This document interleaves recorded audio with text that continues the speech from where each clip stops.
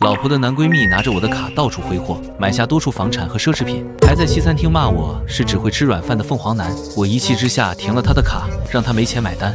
不仅在餐厅众人面前颜面扫地，还被经理扣押了1天1夜。老婆知道后，搂住了我的脖子，紧紧贴着我的身体。老公，我们结婚5年了，我早就是你的人了，你还吃一个弟弟的醋，害得他在大庭广众下被嘲笑。他没有怪我，反而当作无事发生。直到我那生日那晚，他摆了50桌酒席为我庆祝，每桌都点了昂贵的饭菜和酒水。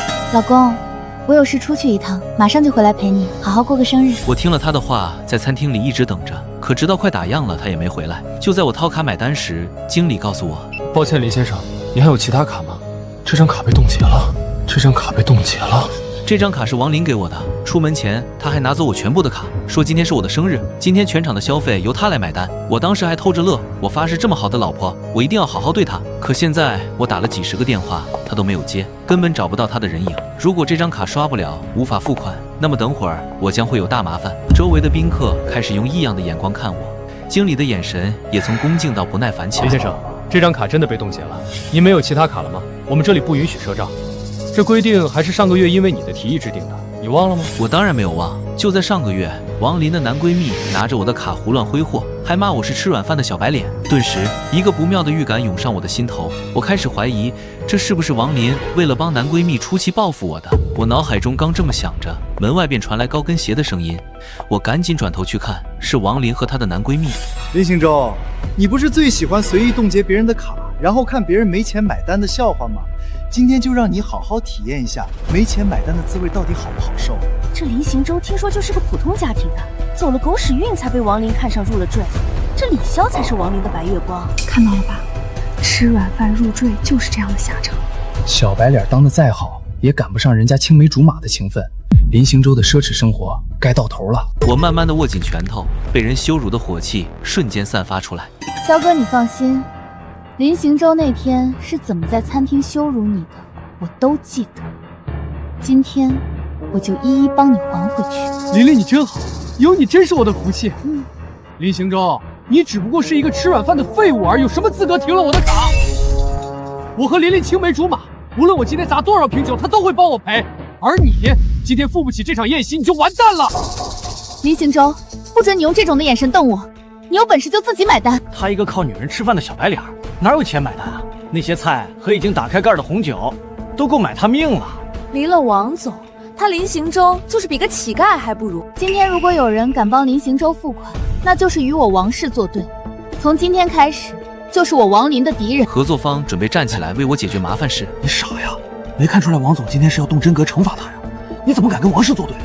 再怎么着，王总和林行舟也是合法夫妻。我以为王总他只不过是一时生气而已。有了他的威胁，谁还敢帮林行舟？看来王总今天是铁了心要为了白月光，让这个小白脸难堪了。我不敢相信，眼前这个女人竟是我爱了5年的妻子。我气得双手颤抖，一把抓起了王林的手。王林，你确定要为了这个野男人让我难堪是吗？林行舟，你现在才明白吗？今天我要让你从此在海城没脸见人。我捂着脸，不敢置信地看着他，5年的付出终究是错付了。我入赘王家5年，在外人面前，我们是海城最恩爱的夫妻。王林是高高在上的王家千金，我是他温柔体贴的老公。我们还有一个可爱的女儿，羡煞旁人。当年我到海市创业，是王林主动追求的我。他说我长得像他一位故人，他不介意我的出身，只想和我相守一生。他承诺会扶持我创业，让我入赘他家。婚礼上，他向我宣誓，这辈子都会对我忠诚，绝不背叛，会用命爱我，直到永远。可如今才过去5年，曾经的那些美好回忆，山盟海誓，都在他的白月光李潇回国后，被他亲手毁得干干净净。他们都说我是吃软饭的小白脸，说我是毫无尊严的凤凰男。只要白月光出现，我凭借王林得到的一切都将不复存在。连我最爱的女儿也开始嫌弃我。我不喜欢你这个爸爸，别人的爸爸都好厉害，我的爸爸是什么也不会。我喜欢肖叔叔。可王林根本就不知道，我当年心甘情愿的入赘王氏，并不是图王家的那3瓜俩枣，而是因为我真的爱曾经那个善良的他。而此刻，面对我猩红的双眼，王林却拿出纸巾，不屑地擦拭着刚才打我的那只手，然后将沾了晦气的纸巾随手扔在我脸上，眼神里满是嫌恶。林行舟，你这是什么眼神？怎么，被打了一巴掌就受不了了？当初你为了上位，像条狗一样求我让你入赘的时候，怎么没见你这么有骨气？李潇在一旁笑得前仰后合。林行舟，林姐说的对，你看看你现在的样子，狼狈的像条落水狗。这酒可是82年的拉菲，泼在你身上，算是给你这废物镀金了。酒液顺着我的脸颊滑落，混合着刚才那一巴掌的火辣痛感，刺痛着我的神经。周围宾客的嘲笑声如潮水般涌来。林行舟，没钱买单就别在这装模作样，人家餐厅还等着打烊呢。王总这心是真够狠的，今晚过后，这林行舟在海城怕是抬不起头了。有好戏看，我倒要看看他能怎么办。出门前，王林不仅拿走了我身上所有的卡，让我毫无防备。吃饭时，他还不小心将红酒洒到了我的手机上，导致我现在连手机也用不了。这一切原来都是他早有预谋。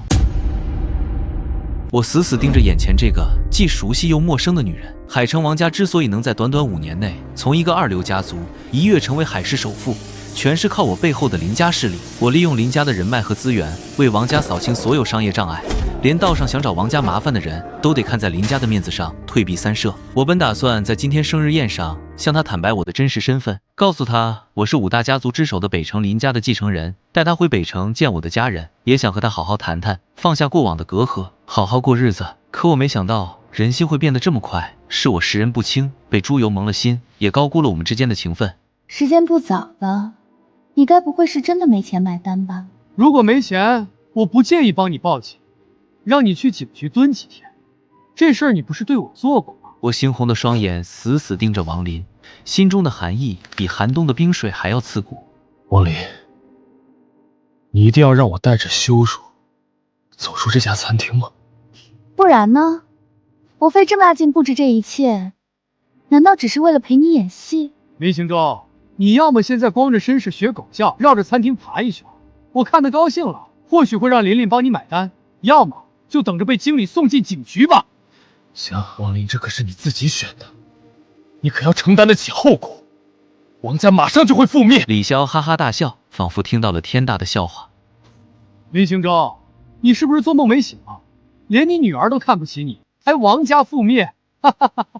你一个软饭男也敢说这种大话？王林抬手将桌上的浓汤狠狠泼在我脸上，温热的汤汁顺着脸颊流下，狼狈不堪。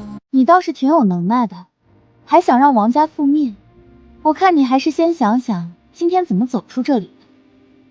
经理，把他赶出去。林先生，您是交现金还是找人代付？经理还算有职业素养，没有过分为难我。我放眼扫视全场，最终看向那个和我有过合作、受过林家恩惠的老板，抬脚向他走去。林行舟，你别过来！我不可能为了你得罪王总。你先别怕，我只是借你的手机用一下，给我朋友打个电话。你还真能装！现在海城还有谁敢来帮你？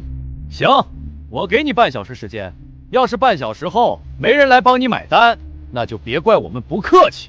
喂，沐晨，我想麻烦你一趟，带着现金立刻来西餐厅。挂了电话，我将手机还给合作方，静静站在原地等待着。时间1分1秒流逝，李潇坐不住了，猛地站起身。20分钟了，根本没人来，你就是在拖时间。经理，给我把他拿下。慢着，还有10分钟。林行舟，我敢打赌，没人会来救你。如果有人来，我就跪着像狗一样吃一整块生牛肉，然后爬出去。你说的，别后悔，绝不后悔。全场瞬间沸腾，所有人都等着看我的笑话，议论声、嘲笑声不绝于耳。这戏看得太过瘾了，今天来这儿吃饭，真是来对了。我倒要看看他能玩出什么花样。10分钟即将到来。小帅哥，没钱买单是吧？跟姐姐走，姐姐帮你买单，保准你吃香的喝辣的。来，让姐姐好好疼疼你。别碰我！哟，还挺倔，我看你就是敬酒不吃吃罚酒。王总，这林行舟长得倒是不错，你不要，不如送给我们玩玩。随便你们，只要他没钱买单，你们想怎么样都与我无关。所有人都笃定我没人帮忙，开始肆无忌惮地对我动手动脚。几个富婆围上来，想把我按住。我看着王林，心中最后一丝情谊彻底消散。我们还是名义上的夫妻，我是他女儿的父亲，他却能眼睁睁看着别人欺负我，半分情分都不念。我冷冷看着他们，一字一句：你们敢动我一下，日后哭喊饶命都来不及。都什么时候了，还嘴硬？给我扒了他的衣服，让他在所有人面前丢尽脸面！他的话刚落，餐厅的门被猛地推开，一群身穿黑色西装的保镖鱼贯而入，训练有素，瞬间将围在我身边的王家保镖和那些壮汉全部击退，动作干净利落，没有丝毫拖泥带水。紧接着，一个身穿紧身旗袍、身姿妖娆的女人走了进来。这个女人正是海城龙头企业的总裁周沐橙。她快步走到我面前，恭敬地弯腰：林少，我来晚了，你没事吧？王林和李潇瞬间站起身，满脸震惊，不敢置信地看着周沐橙。这竟然是大名鼎鼎的周总，能力又强，长相更是媲美影后。这种级别的人物，哪怕王家也要让他3分。林行舟竟然认识他。周总，您怎么来了？他就是个吃软饭的小白脸儿，您怎么会称他为林少？李潇揉了揉眼睛，以为自己看花了眼，可周沐橙的身影清晰地站在那里，恭敬的态度做不了假。周沐橙看都没看王林和李潇一眼，只是小心翼翼地看着我，递上干净的毛巾为我轻柔地擦拭。谁给你们的胆子，敢对林少不敬？餐厅瞬间陷入死一般的寂静，连掉一根针都能听见。所有人都愣住了，看着我的眼神从最初的鄙夷、嘲讽变成了震惊、疑惑。王家虽是海市首富，但周沐橙背后的势力足以轻松碾压王家。海城所有人都知道，周沐橙眼高于顶，从不把任何家族放在眼里，如今却对我毕恭毕敬，喊我一声林少。这背后的深意，没人敢想。王家能在5年内登顶海市首富，所有人都觉得是王林和王建国能力出众，却没人知道，这背后全是我林行舟的功劳。当年王林说想让王家成为海城第一，我便动用林家的势力为他铺路。如今物是人非，我能让王家平地起高楼，也能让王家一夜成为废墟。面对周沐橙的震怒，所有人都面面相觑，不敢出声。刚才那些嘲讽我的人纷纷低下头，生怕被周沐橙盯上。不可能，林行舟他真的叫人送来了钱买单，他就是个软饭男，怎么可能认识周总？周总，您是不是认错人了？周沐橙眼神冰冷地看向李潇，语气带着浓浓的怒意。林少身上的伤，是你指使的。王林上前一步，将李潇护在身后，强装镇定。周总，这是我们夫妻之间的私事，就不劳您费心了。有我在，没人能动潇潇。李潇躲在王林身后，心中的不安渐渐消散。再怎么说，王家也是海市首富，周沐橙就算再厉害，也不敢轻易与王家为敌。王林看着周沐橙，语气傲慢，带着海城首富的底气。周总，我不知道你和林行舟是什么关系，但我告诉你，林行舟是我的丈夫，这是我的家事，轮不到你插手。就是，琳琳当年能击败你成为海城首富，现在就能再击垮你一次。我劝你还是少管闲事儿。周沐橙笑了，笑声里满是嘲讽。王总，好大的口气！当年若不是看在林少的面子上，王家早就被其他家族吞并了。你真以为单凭你们王家的能力能走到今天？你少在这里妖言惑众。他一个无父无母的穷小子，能有什么能耐？周总，我劝你别被他骗了，赶紧离开，否则休怪我王家不客气。我看着他们，心中疲惫，不想再和他们纠缠，因为很快我就会对王家出手，让他们知道得罪我林行舟的后果是他们承担不起的。李潇，单我已经买了，你刚才自己说的话还没忘吧？是我说的又怎么样？你以为靠着周总就能羞辱我？有琳琳在，你休想！再过不久，王家的股票就会开始暴跌，希望王林到时候还能保持现在的态度，护着这个男人。我冷冷一笑，眼底没有半分温度。周沐橙看到我的眼神，立刻明白我的意思，给身边的保镖递了一个眼色。保镖会意，快步上前，一拳打在李潇的肚子上。李潇疼得弯下腰，被保镖直接按在地上，脸贴在冰冷的地板上，像一条狗。你刚才说要像狗一样趴在地上吃完一整块生牛肉，那就说到做到。保镖端来一盘生牛肉放在李潇面前，李潇看着滴着血的生牛肉，瞬间吐了出来，满脸惨白。琳琳，救我！我不要跪着吃生肉，我丢不起这个人。来人，把香香放了！王家的保镖立刻冲上来，可周沐橙的保镖都是经过专业训练的，身手矫健，王家的保镖根本不是对手。没过多久就被全部打趴在地上，哀嚎不止。随后，周沐橙恭敬地看着我，等待我的下一步指示。真是敢做不敢当，只许你们羞辱我，就不准我报仇。通知我的律师，拿一份离婚协议书来，速度要快。听到离婚协议书5个字，林星洲，你一个入赘的男人，有什么资格提离婚？要离也是我先提。我有没有资格，等你爸来了你就知道了。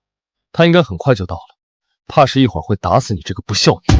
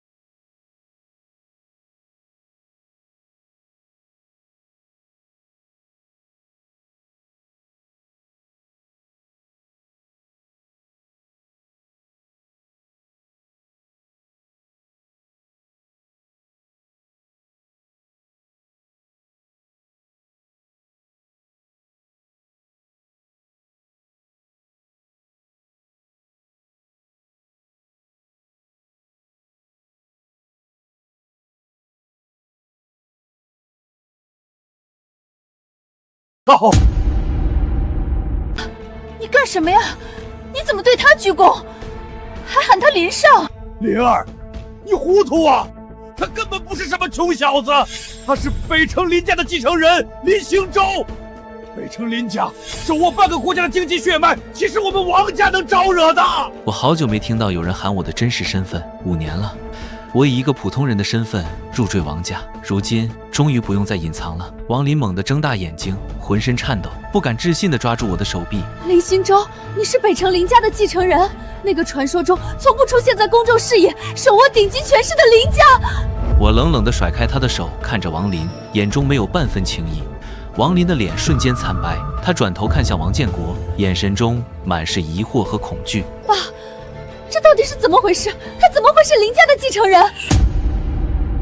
李潇也慌了，北城林家的名声他早有耳闻，那是一个连海城所有家族加起来都惹不起的存在。如果我真的是林家继承人，那他和王林今天就死定了。所有人都看着王建国，等待着他的回答。餐厅里静悄悄的，只有王林和李潇的呼吸声格外清晰。王建国看着王林，恨铁不成钢，咬牙切齿地骂道：“没错，他就是北城林家的继承人。你这个蠢货，为了一个外人，竟然得罪了林少，你想害死整个王家吗？”这句话如同晴天霹雳，砸在王林和李潇的头上，两人瞬间瘫软在地，面如死灰。全场的宾客也炸开了锅，满脸震惊，不敢置信地看着我。我的天，他竟然是北城林家的继承人！我刚才还嘲讽他是小白脸，我是不是活腻了？难怪周总都对他毕恭毕敬，原来他是林家少东家。王家这次怕是真的完了，完了！我刚才跟着起哄想欺负他，林少要是记仇，我全家都得完。刚才那些嘲讽我、欺负我的人纷纷低下头，满脸恐惧，有的甚至跪在地上向我磕头求饶。林少，我们有眼不识泰山，求您大人有大量，放过我们吧，我们再也不敢了。王建国看着这一幕，心中焦急。他知道，想要保住王家，必须让我消气。他转头看向李潇，眼中满是怒火，一脚将李潇踹到我面前，狠狠骂道：“都是你这个混蛋！若不是你，林儿怎么会得罪林少？你敢让林少学狗叫！你好大的狗胆！”李潇被踹倒在地，趴在我的脚下，像一条狗，再也没有了往日的嚣张。他看着王林，眼中满是哀求，希望王林能救他。可王林只是冷冷地看着他，眼中满是厌恶，根本不想理会他。王建国见我没有说话，又踹了李潇几脚，语气恭敬：“林少，都是这个混蛋的错，你想怎么处置他，都听您的。林少，王家能有今天的地位，全都是靠您的帮助，我心里清楚。您本来打算今天向灵儿坦白身份，带她回北城，可她竟然做出这种蠢事，毁了一切。我看着他趋炎附势的模样，心中只剩冷笑。5年入赘生涯，他何曾给过我半分好脸色？如今不过是见我身份暴露，才这般卑躬屈膝。林少，不好了，王家的股票暴跌，已经跌停了。再这样下去，王家就真的破产了。求您高抬贵手，放王家一马，我给您磕头了。王林终于从震惊中回神，踉跄着爬到我脚边，双手死死抱住我的腿，眼泪瞬间决堤。心中，我错了，我不该听李潇的话，不该对你做这些事，你原谅我好不好？他伸手想碰我的手，被我冷冷避开，却依旧不死心，转头对着门口大喊：念念，快过来求爸爸，让爸爸原谅妈妈。很快，保姆牵着4岁的王念念走进来，小姑娘怯生生地看着混乱的场面，看到我满身狼狈，又瞥了眼哭倒在地的王林，却撇着嘴别过脸。我不，他就是个没用的爸爸。我喜欢笑叔叔，我要笑叔叔做我的爸爸。王林脸色一僵，随即狠狠掐了女儿胳膊一把，王念念疼得哇一声哭出来，胳膊上瞬间浮现出一道红印。王林趁机将女儿推到我面前，哭喊着：心中，你看，念念都哭了，她不能没有爸爸。你要是毁了王家，念念以后就成了没家的孩子，你忍心吗？他竟不惜故意弄伤孩子当筹码。我看着女儿胳膊上的红印，心中最后一丝对过往的留恋彻底消散。王建国连忙帮腔道：林少，念念可是您的亲生女儿，身上流着林家的血啊！您就算不为灵儿，也得为孩子想想。宾客们纷纷附和，劝我看在孩子份上手下留情。李潇趴在地上，眼中也闪过一丝侥幸，以为靠着孩子就能翻盘。我低头看向王念念手腕上那块红色胎记，这是林氏家族血脉的祖传胎记，是林氏血脉的证明。这些年，他总拿着胎记提醒我，念念是我在王家唯一的牵挂。念念哭得泪一把鼻涕一把，我抬手帮她擦干脸上和手上的眼泪，指尖轻轻抚上胎记，突然发现这胎记的触感并非肌肤纹路，反倒带着一丝黏腻。我微微用力一擦，那块胎记竟直接脱落，露出底下白皙的皮肤，指尖只留下一抹红色颜料。全场瞬间死寂，所有人的目光都聚焦在我指尖的颜料和念念手腕的不同处。王林的脸瞬间惨白如纸，浑身控制不住的颤抖。我瞬间明白了一切。我看着指尖的红色颜料，这代表林氏血脉的胎记竟是假的，念念根本不是我的女儿。顿时我感到有些头晕目眩，呼吸困难。原来我一直生活在巨大的谎言里。我强稳住心神，将念念的手举到众人面前，声音冰冷无温：林家的专属胎记是天生刻在血脉里的，从不是这种一擦就掉的颜料。我的目光死死锁住王林。王林，你告诉我，这胎记是怎么回事？念念到底是谁的孩子？王林连连后退，瘫坐在地，嘴唇哆嗦着说不出话，脸上血色褪得一干二净，只剩无尽的恐惧。王建国也懵了，猛地转头看向王林，声音颤抖：这到底是怎么回事？念念不是邢州的孩子，那他是谁的？宾客们瞬间炸开锅，议论声此起彼伏。原来胎记是画的，王林也太不要脸了，拿假胎记骗了林少5年，真是刷新底线。我就说这孩子眉眼一点都不像林少，根本就不是亲生的。难怪孩子一直吵着他要李潇当爸爸，难道李潇才是他的爸爸？李潇趴在地上，听到这话，猛地抬头，眼中闪过慌乱，又藏着一丝不易察觉的异样。我看在眼里，心中已然有了答案。我一步步走到王林面前，居高临下的看着他。我早该察觉不对劲，念念的眉眼性格和我半分不像，我竟还傻傻相信，对她百般疼爱，把她当成自己的亲生女儿。我蹲下身，盯着他惊恐的双眼。你处心积虑画假胎记骗我，就是想靠着孩子留住我，让我给你们王家当牛做马，稳住在海城的地位，对不对？王林的心理防线彻底崩塌，捂着脸嚎啕大哭，却仍不肯承认。不是的，邢州，你听我解释，念念就是你的孩子，胎记只是不小心蹭掉了，不是画的。他的辩解苍白无力，连自己都觉得牵强。王建国气得浑身发抖，冲上前一脚踹在王林身上。你这个不孝女，真是造孽呀！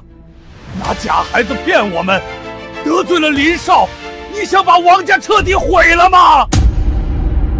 王林被踹得摔在地上，却依旧不死心，爬到李潇身边，死死抓住他的胳膊。快帮我解释，告诉星辰，念念不是你的孩子，你快说！这话一出，全场瞬间死寂，所有人都明白了，王念念的亲生父亲竟是李潇。李潇脸色大变，猛地甩开王林的手，怒斥：“你疯了！什么你的我的，我根本不知道你在说什么。”念念出生时，我正在外地帮王家谈合作，你以男闺蜜的身份天天守在医院，对她百般呵护。当时我还以为你是真心疼孩子，现在看来，不过是因为她是你的亲生女儿。我早有察觉，只是一直不愿相信。如今被彻底戳穿，所有疑点都有了答案。王林在我入赘后不久就怀孕，当时我满心欢喜，以为是自己的孩子，却没想到从一开始就是一场骗局。王林见事情败露，再也无法隐瞒，瘫坐在地，放弃辩解，只剩绝望的哭喊。李潇见势不妙，想偷偷溜走，却被周慕成的保镖一把按住。倪少没让你走，你也敢动？李潇吓得连连求饶。李少，我错了，这一切都是王林主动的，是他勾引我的，我也是被逼的。到现在还在推卸责任，你也配当个男人？你拿着我的卡挥霍，当众骂我软饭男，撺掇王林设局羞辱我，甚至看着他弄伤孩子，逼我这件事，你以为我会忘？我转头对周慕成道：“按他当初说的，让他跪着吃完那盘生牛肉，然后从这里爬出去。”是，林少。周慕成应声对保镖使了个眼色，保镖立刻将生牛肉端到李潇面前，强行按住他的头，逼他啃食。李潇满脸屈辱，却不敢反抗，一边哭一边啃着生牛肉，血腥味在嘴里蔓延，引得他阵阵作呕，却被保镖死死按住，无法躲闪。王林看着李潇的惨状，又看着我冰冷的眼神，知道自己彻底完了。李潇被逼着啃完生牛肉，嘴角沾着血和肉沫，狼狈不堪。保镖松开手，他瘫在地上大口呕吐，连胆汁都快吐出来了。爬出去！保镖冷冷。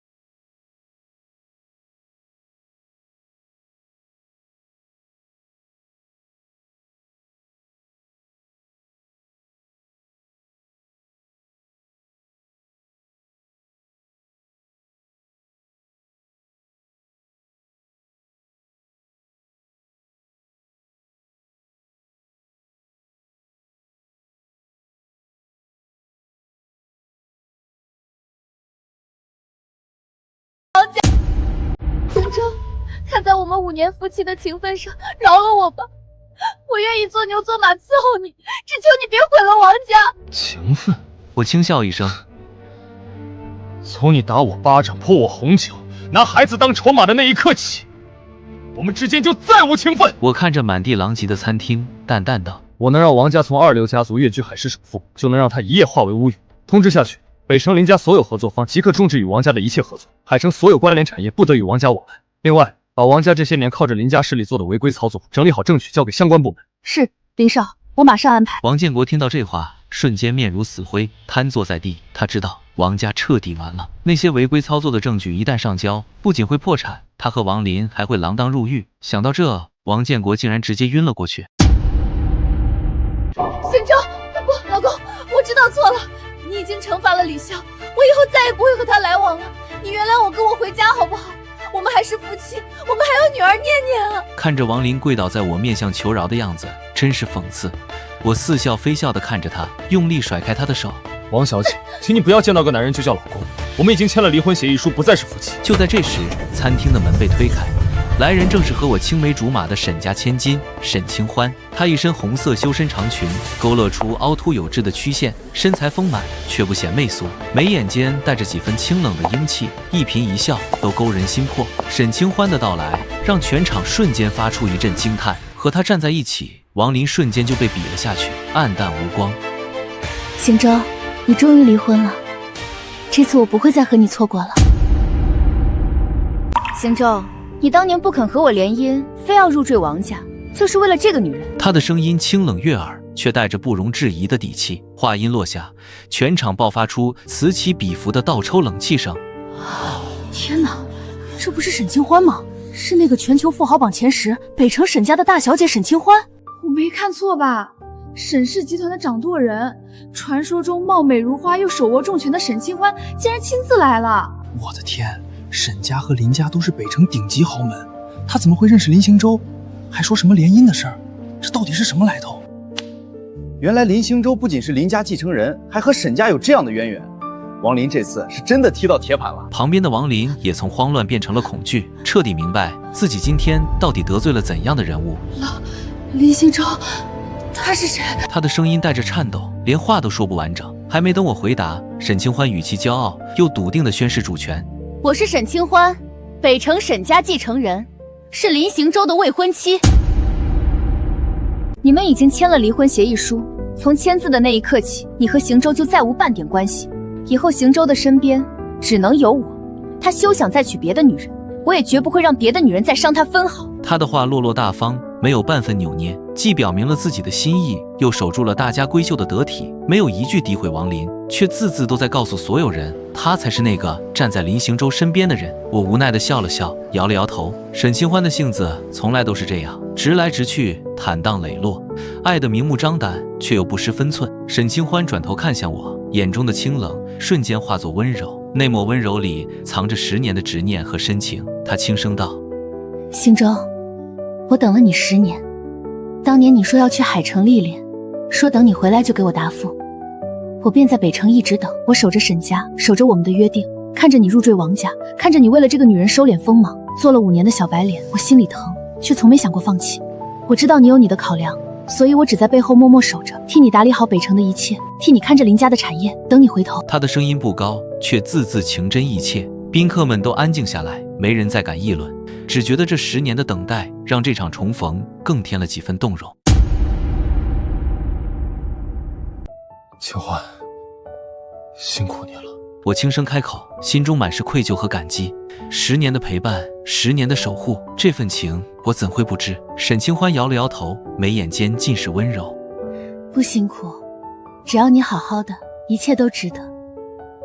走吧，你好久没回北城了，我们一起回去看看叔叔阿姨，他们也一直惦着你。我点了点头，抬手揽住沈清欢的肩，准备离开。王林见我要走，像是抓住了最后一根救命稻草，急忙追了出去，满脸急切，声音带着哭腔：林行舟，那我们王家呢？我该怎么办？我停下脚步，却没有回头看他，语气冰冷，毫无感情。就如我之前所说，王家的死活与我无关。至于你离婚了，我们就是陌生人。王林终于忍不住失声痛哭，眼泪像断了线的珠子一样不停往下掉。他伸手想去拉我的衣角，却被沈清欢冷冷地拦住。沈清欢看着王林，语气淡漠，却带着威压：王小姐，请你自重。行舟现在是我的未婚夫，你再纠缠，就别怪我不给海城留半点功面。说完，他挽着我的手臂，头也不回地往前走，留下王林瘫坐在地上，痛哭流涕。如果我没有因为李潇的事让你难堪，在餐厅里就放了你，你会不会原谅我？我脚步顿了顿，依旧没有回头，只是冷冷地抛出一句话：如果我不是北城林家的继承人，只是一个普通的穷小子，那你会不会知道错？会不会惩罚李潇？会不会向我道歉？王林被我的这句话噎住，久久无法回答。是啊，他的道歉，他的后悔，不过是因为我的身份，而非真心觉得自己错了。我也没有再停留，带着沈清欢一步步走出了这家让我受尽屈辱，也让我彻底看清人心的餐厅。人生哪有回头路？一步错，步步错。王林的脸色惨白如纸，整个人瘫软在冰冷的地面，眼中最后一丝光亮也彻底熄灭。保安架起瘫在地上的他，便往外拖。他嘶哑的哭喊和卑微的哀求声渐渐被宴会厅的喧嚣淹没，最终消失在夜色里，再无半点声响。沈清欢轻轻牵住我的手，他掌心的温度温润而坚定，一点点驱散了我心底残留的寒意。他抬眸看着我，声音温柔又治愈：行舟，那些陈年旧账已经翻篇了，我们继续走前面的路。我微微颔首，抬眼望向夜空，漫天繁星璀璨夺目，洒下细碎的银光，压在心头多年的阴霾终于烟消云散，心底一片澄澈安宁。是啊，都过去了，曾经的那些屈辱都随着王家的覆灭成了过眼云烟。车子平稳地行驶在夜色里，沈清欢和我并排坐在后座，看着窗外的霓虹光影掠过车窗，静谧又温柔。他轻声开口，打破了车厢里的安静。行舟，你看今晚的星星特别亮。是啊，好久没这么安静地看过星星了。在海城的那5年，眼里只有算计和阴谋，连抬头看天的时间都没有。行舟，有些话憋在我心里10年了，今天我想必须得告诉你。沈清欢转过头来，目光认真地凝望着我，眼底盛着漫天星光。和他的眼睛相比，窗外的繁星都逊色了几分。行舟，10年了，从当初那个意气风发的少年，到如今历经沧桑的你，我一直在看着。当年你执意要去海城，我知道拦不住你，只能把所有的担忧都咽进肚子里。这10年，我替你守着北城的基业，挡掉明枪暗箭，就是为了让你在海城没有后顾之忧。现在海城的噩梦醒了，那些烂人烂事也都清理干净了。行舟，我不求什么名分，只求一个资格。往后余生，让我站在你身边，为你遮风挡雨。你不必再做那个孤胆英雄，累了就靠在我肩上，好吗？10年光阴，3000多个日夜，他的爱无声无息，却重如泰山。在我最黑暗的时刻，是他用默默的守护，为我留住了一盏灯。这份深情，我何以回报？唯有以心换心。好，清欢，以前的路我一个人走得太苦，以后的路换我牵着你走，风雨同舟，生死不离。沈清欢的泪水瞬间夺眶而出，却笑得比任何时候都灿烂。真的？行舟，你真的愿意？我将他拥入怀中，下巴抵在他的发顶。千真万确，这辈子除了你，我谁也不要。车窗半开，晚风拂过，带来远处海浪的声音和淡淡的花香。这一刻，10年的等待终于开花结果，所有的苦难都化作了此刻的甘甜。原来，最好的爱情不是轰轰烈烈的誓言，而是漫长的岁月里，我懂你的欲言又止，你懂我的言外之意。尘埃落定后，生活终于回归了它本该有的宁静。我带着清欢回到了北城，正式拜见了父母。二老得知清欢这10年的默默付出，感动得老泪纵横，拉着他的手不肯松开，直说这是林家修来的福分。清欢啊，以后这里就是你的家。行舟这孩子性子倔，以后要是敢欺负你，尽管跟我们说，我们替你做主。爸妈，行舟对我很好的，能照顾他是我的福气。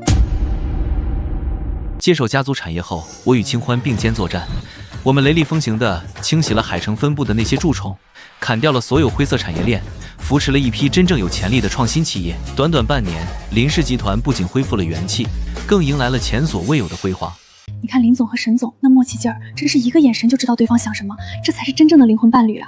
可不是嘛，听说海城那边现在秩序井然，大家都说是林总夫妇的功劳。而王林一家人，我听助理说起过，王建国虽然保住了命，但成了植物人，躺在医院里全靠仪器维持。王林辞去了所有职务，白天打几份工，晚上去医院伺候，整个人苍老了20岁。至于李潇，早就卷铺盖跑路了，听说在外面欠了一屁股债，被人追得东躲西藏，因果循环，报应不爽。这一切都是他们自己选的路，无需同情，也不必惋惜。风起云涌过后，终是云淡风轻。那些曾经的伤痛与仇恨，终究被时光温柔地抚平。